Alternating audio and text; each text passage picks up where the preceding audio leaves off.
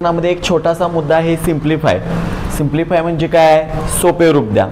तर कर्णी चिन्हात ज्या संख्या असतात त्या कर्णी चिन्हातल्या ज्या संख्यांना आपण एक छोटंसं रूप देणार आहोत. म्हणजे कर्णी चिन्हाच्या बाहेर आणि कर्णी चिन्हाच्या आत म्हणजे कर्णिस्थ संख्या आणि विदाउट कर्णिस्थ संख्या हे सोपे रूप द्यामध्ये कसं सोडवायचं हे आपण आज पाहणार आहोत. पहिल्यांदाच एक छोटासाच प्रश्न दिलेला आहे तो म्हणजे 27. किती? 27. मग मला सांगा 27 हा कुणाकुणाच्या पाड्यात आहे रे? पण पाडे घेत असताना त्याच्यामध्ये एक वर्ग संख्या पाहिजे. म्हणजेच काय पाहिजे? स्क्वेअर नंबर पाहिजे. मग आता 27 सांगा कुणाच्या पाड्यात आहे? तर सर्वात आपल्याला अगोदर माहित आहे की 10च्या आतल्या पाड्यांमध्ये 9च्या पाड्यामध्ये काय आहे? 27 आहे. काय गट पडेल?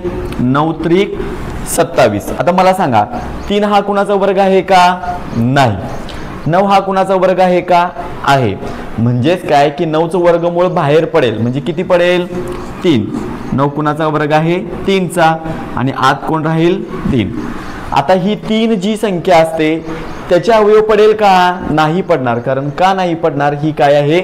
मूळ संख्या आहे. लक्षात ठेवायचं की आपण कोणत्याही संख्येचे कर्णिस्थ असलेल्या संख्येचे जेव्हा अवयव पाडतो त्या अवयवांमध्ये आत फक्त आणि फक्त कोणती संख्या राहते?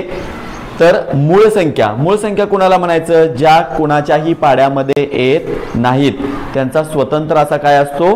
पाडा. मग मला सांगा कोणकोणत्या मूळ संख्या आहे रे? एक ही संख्या मूळही नाही आणि संयुक्तही नाही. मग पहिली मूळ संख्या कोणती? 2, 3, 5, 7, 11, 13, 17, 19 अशा पुढे आहेत मूळ संख्या की ज्या कुणाच्याही पाड्यामध्ये येत नाहीत. आपण दुसरा एक आकडा पाहूया. 50. कर्णी चिन्हात किती आहे? 50. 50 चे अवयव सांगा. बरोबर 25 गुणुले 2. 25. 25 कोणाचा वर्ग आहे? 5चा. म्हणजे बाहेर कोण पडेल? 5. आत कोण राहील? 2. म्हणजेच काय? कर्णी चिन्हात 2. 2 ही काय आहे? मूळ संख्या. लक्षात ठेवायचं अवयव पडल्यानंतर जी आतली संख्या राहते ती फक्त आणि फक्त मूळ संख्या राहते. त्याचे परत पुन्हा अवयव पडत नाहीत. आणि बाहेर येणारी जी संख्या असते वर्गमूळ बाहेर पडतं. म्हणजे आत जी संख्या असते ती वर्ग असते. बाहेर येताना त्याचं काय होतं? वर्गमूळ होतं. पुढची एक संख्या घेऊया आपण. 112. 112. आता सांगा 112 कोणाच्या पाड्यामध्ये आहेत? जर आपल्याला पाडे येतच नसतील, जर आपल्याला पाडे येत नसतील, मला 10 पर्यंतच पाडे येतात, 10च्या पाड्यात 112 येत नाही कारण 10 10 100 इथंच पाडा तुमचा संपतो.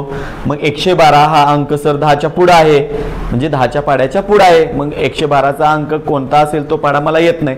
तर अशा वेळी काय करायचं? आपण उभ्या मांडणी स्वरूपामध्ये त्याचे अवयव पाडून घ्यायचे. तर एकक स्थानी किती आहे? 2.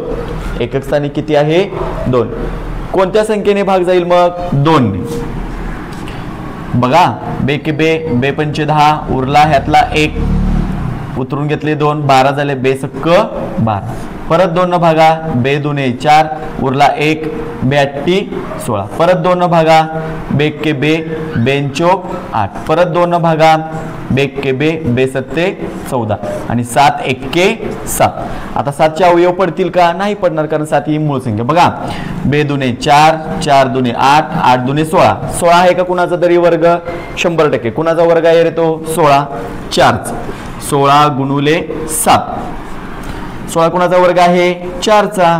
आणि आत कोण राहिलं? 7 राहिलं का? 7 ही काय आहे? मूळ संख्या. आणि 16 ही वर्ग संख्या आहे. कुणाची वर्ग संख्या होती ती? 4ची. म्हणजे कर्णी चिन्हाच्या बाहेर येताना ती संख्या वर्गमूळ होते. म्हणजेच काय होते की ही जी संख्या आहे ती कुणाचा वर्ग आहे हे फक्त आपण तिथं लिहितो. जर ह्याच्यापेक्षाही मोठी संख्या आली तर आपण उभ्या पद्धतीने पहिल्यांदा काय पाडून घ्यायचे? अवयव. अवयव पाडल्यानंतर आपण टॅली वर्क करत जायचं म्हणजे गुणाकार करत जायचं. गुणाकार केल्यानंतर आपल्याला इथं येणारी जी संख्या आहे ती कोणती पाहिजे? वर्ग संख्या पाहिजे. म्हणजे स्क्वेअर नंबर पाहिजे. तरच तो फॅक्टर्स आपल्याला सोपे स्वरूपामध्ये मांडता येतो. समजलं?